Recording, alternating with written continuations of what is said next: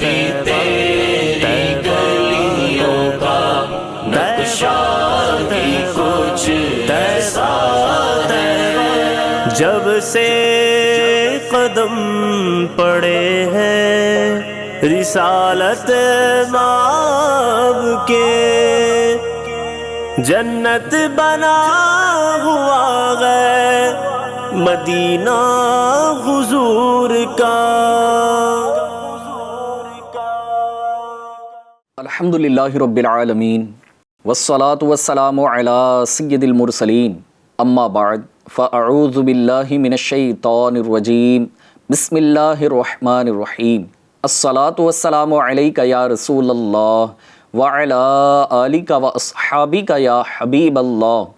الصلاة والسلام علیک یا نبی اللہ وعلی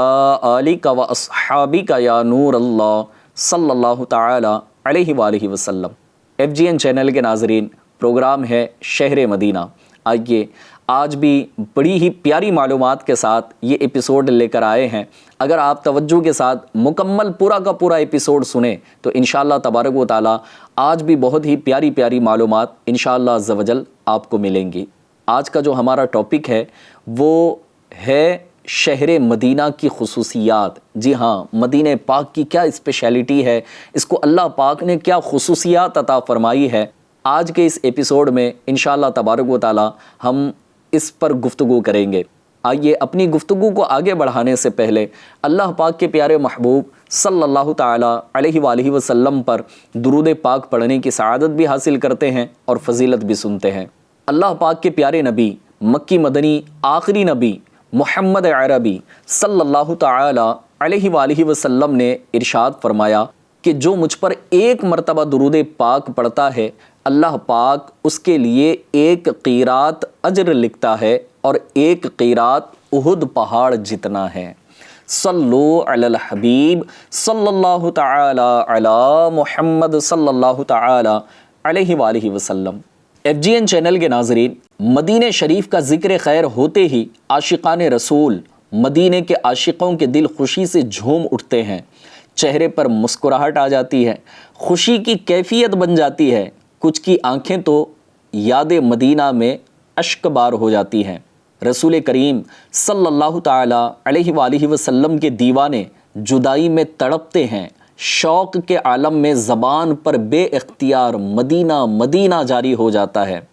مدینہ شریف کی عظمت و فضیلت کا اندازہ اس بات سے بھی لگایا جا سکتا ہے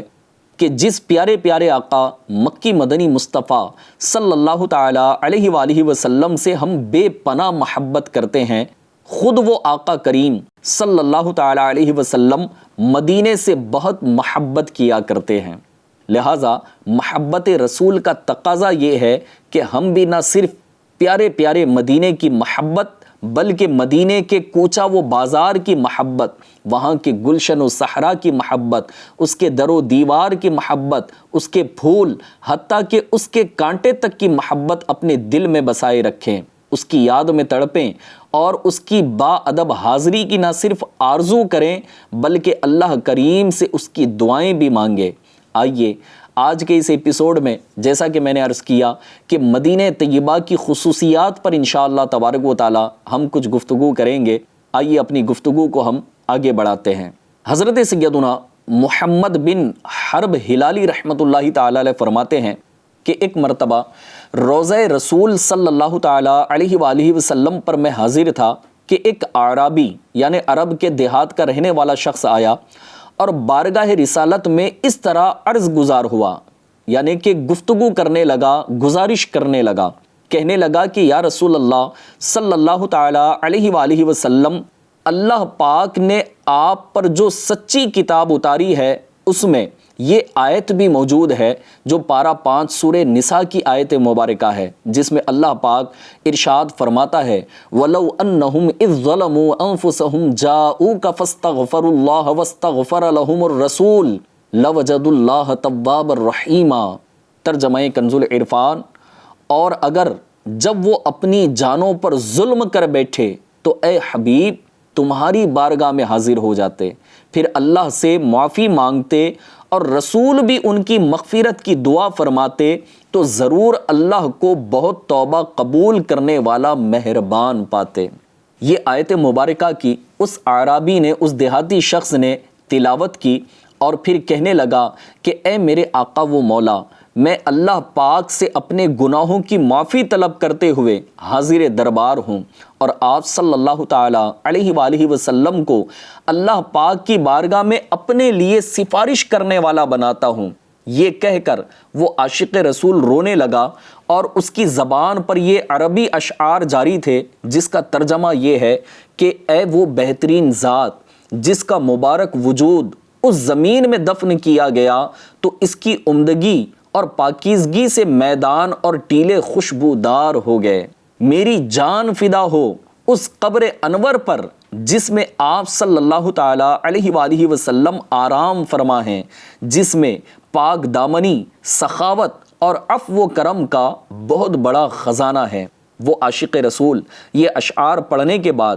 کافی دیر تک ان اشعار کو دہراتا بھی رہا، اور ان اشعار کو پڑھنے کے بعد اپنے گناہوں کی معافی مانگتا ہوا روتی ہوئی آنکھوں سے وہاں سے رخصت ہو گیا۔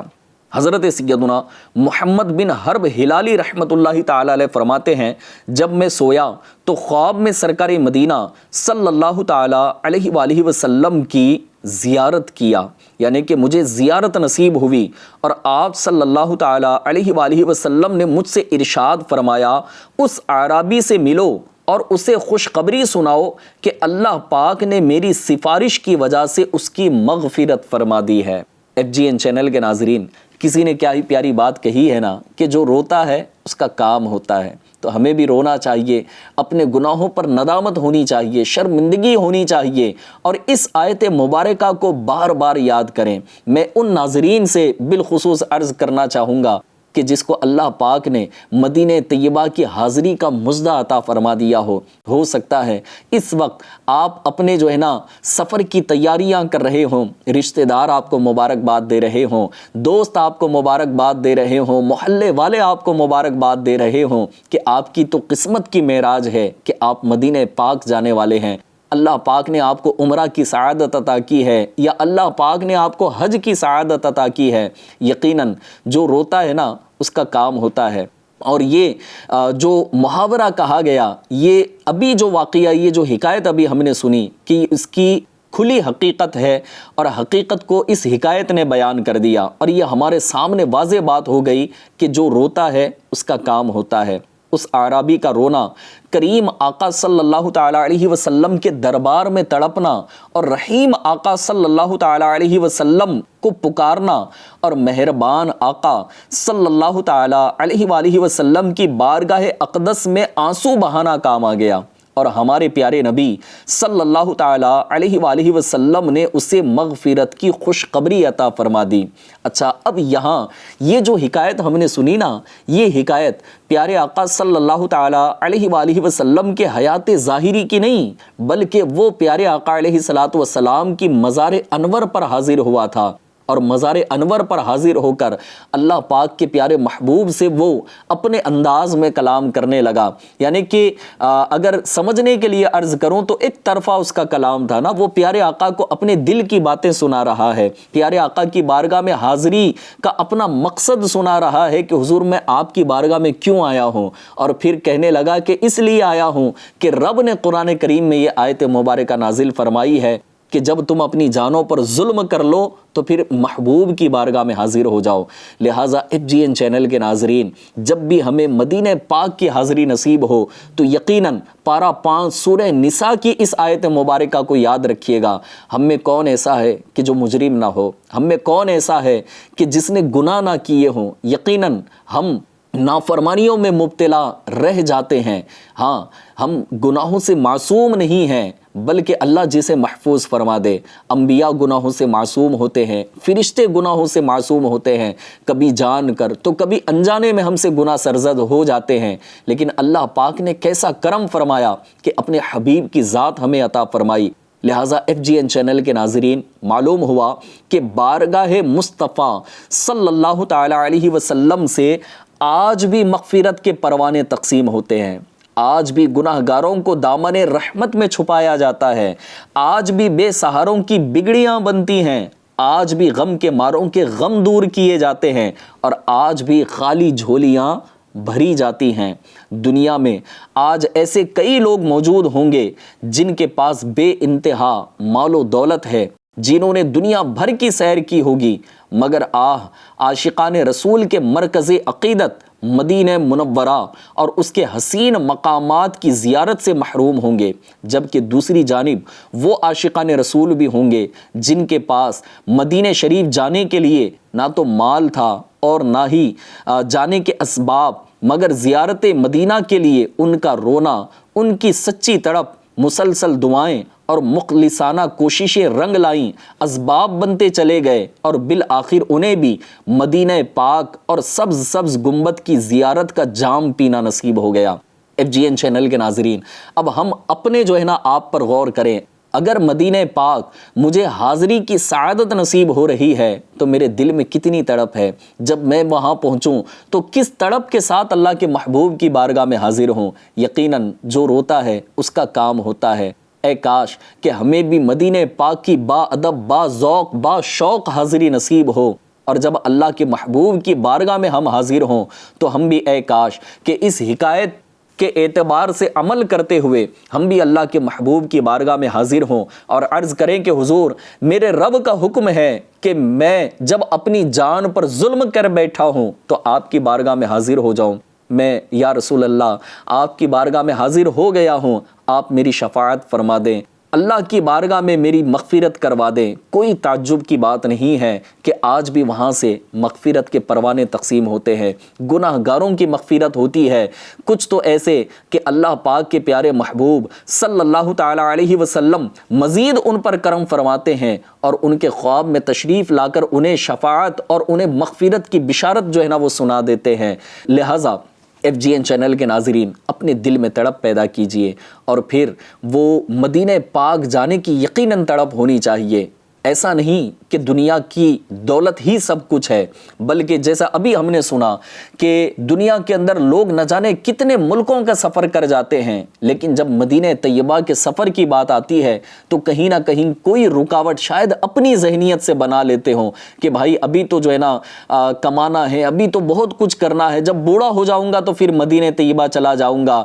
بلکہ جب ریٹائرڈ ہو جاؤں گا اور اللہ پاک نے جب دولت عطا کی ہے، ریٹائرڈ ہو جاؤں گا تو بار بار حج بھی کروں، عمرہ بھی کروں۔ لیکن ظاہر ہے کہ زندگی کا کیا بھروسہ، موت مقرر ہے، وہ اپنے وقت پر آ جائے گی، لیکن ہمیں نہیں پتا کہ ہم بڑھاپے تک بھی زندہ رہیں گے یا نہ رہیں گے۔ لہٰذا اپنے ذوق کو بڑھائیے، اپنے شوق کو بڑھائیے۔ کہتے ہیں کہ کسی ملک کے اندر کچھ نیوز چینل والے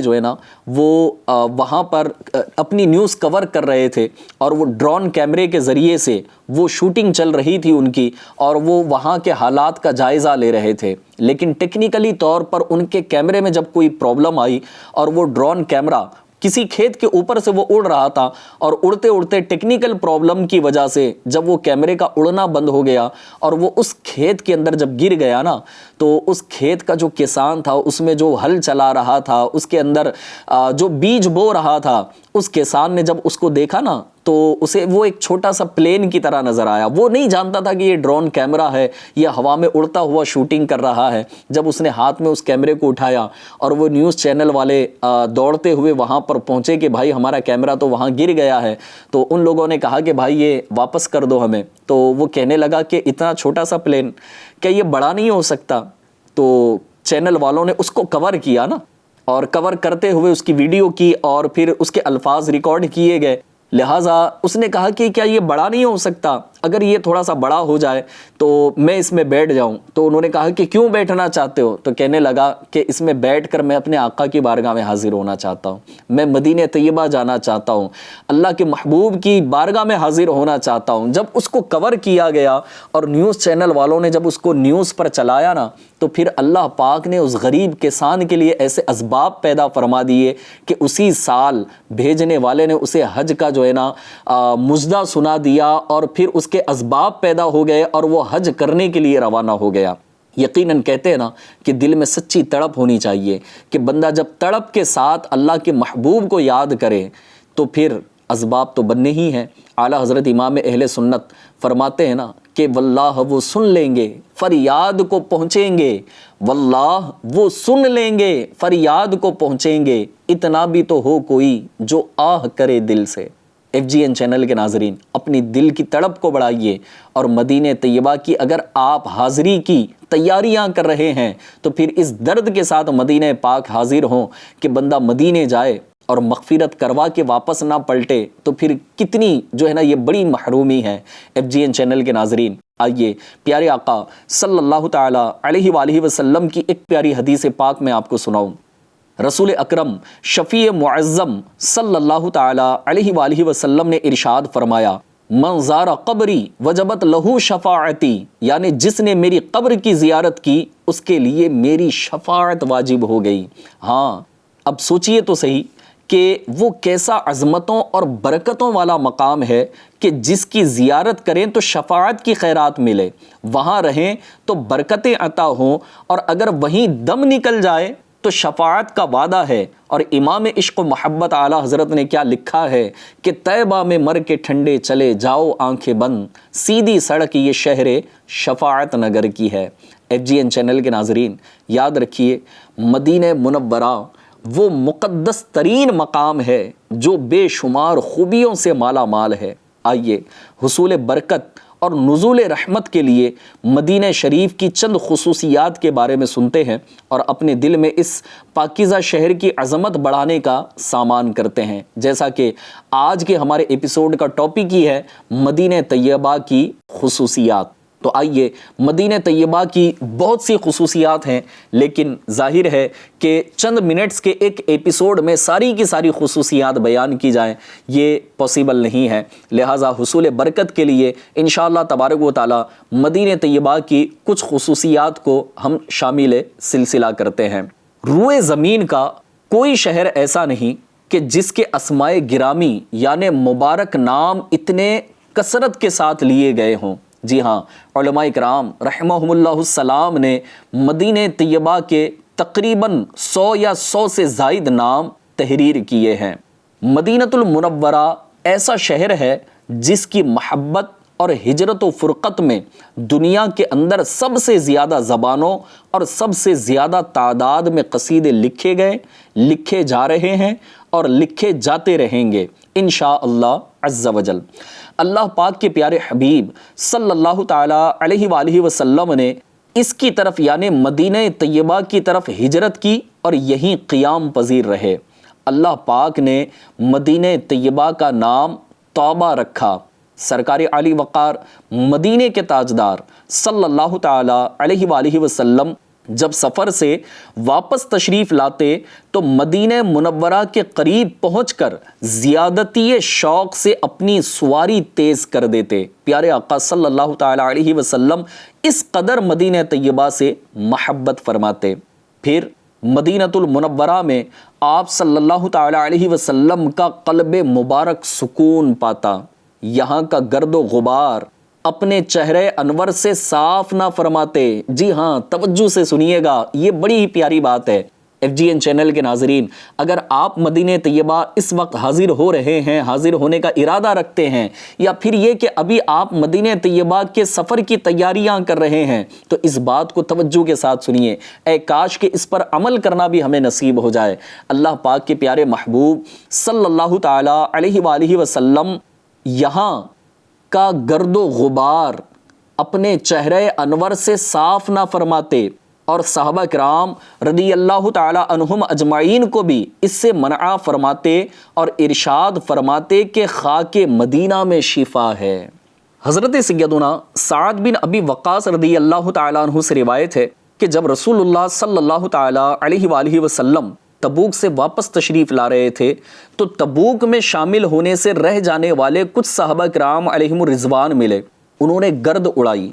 ایک شخص نے اپنی ناک ڈھانپ لی تو آپ صلی اللہ تعالی علیہ وسلم نے ان کی ناک سے کپڑا ہٹایا اور ارشاد فرمایا، اس ذات کی قسم جس کے قبضہ قدرت میں میری جان ہے، مدینے کی خاک میں ہر بیماری سے شفا ہے۔ FGN چینل کے ناظرین، مدینہ طیبہ کی یہ وہ خاک ہے کہ جس کو خاک شفا کہا گیا، اور خود پیارے آقا علیہ الصلوۃ والسلام فرما رہے ہیں کہ مدینہ کی خاک میں شفا ہے۔ لہٰذا جب مدینہ پاک میں حاضر ہوں، اور پھر بعض اوقات وہ ہوتا ہے نا کہ لوگ کہتے ہیں کہ بھائی الرجی کی پرابلم ہے، یا پھر یہ کہ ڈسٹ الرجی، یا پھر اس کے علاوہ دوپہر کا وقت ہو، ہوائیں چل رہی ہوں، گرمی کا موسم ہو، اور پھر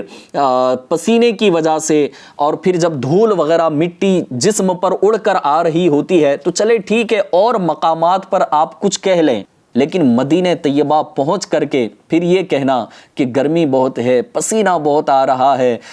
گرد سے بھی جو ہے نا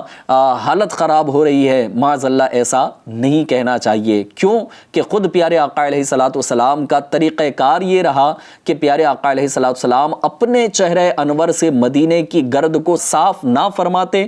اور صحابہ کرام علیہم رضوان کو بھی اس کا حکم ارشاد فرماتے۔ اور پھر یہ جو ابھی ہم نے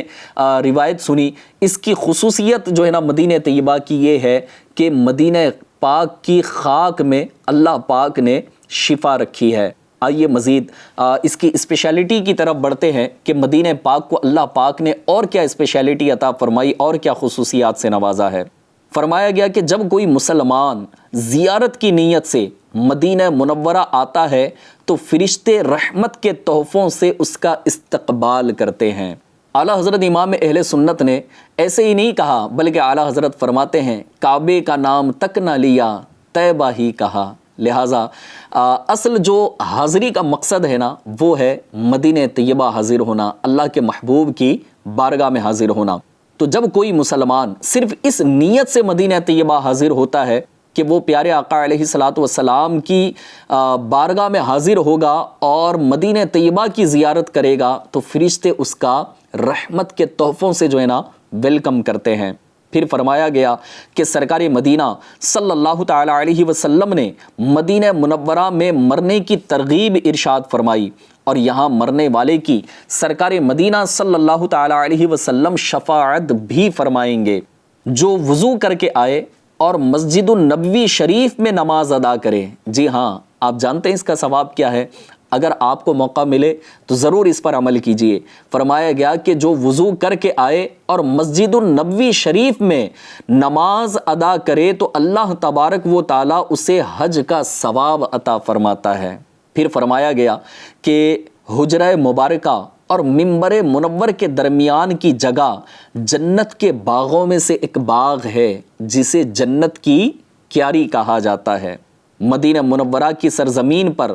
مزار مصطفیٰ ہے جہاں صبح و شام 70 ہزار فرشتے حاضر ہوتے ہیں، اور اللہ پاک کا کرم دیکھیں ہم پر کہ فرشتے جب 70 ہزار کی کوانٹٹی میں حاضر ہو رہے ہیں تو ایک مرتبہ جو فرشتہ حاضر ہوتا ہے دوبارہ قیامت تک اس کا نمبر نہیں لگتا۔ لیکن اللہ پاک نے ہم پر کیسے کرم فرمایا ہے کہ انسانوں کے لیے ایسا نہیں ہے کہ وہ ایک مرتبہ اگر مدینہ پاک حاضر ہو تو پھر دوبارہ حاضر نہیں ہو سکتا۔ FGN چینل کے ناظرین، کوئی عاشق رسول تو ایسے کہ جن کو اللہ پاک ہر سال رمضان میں مدینہ دیکھنا نصیب فرما دیتا ہے۔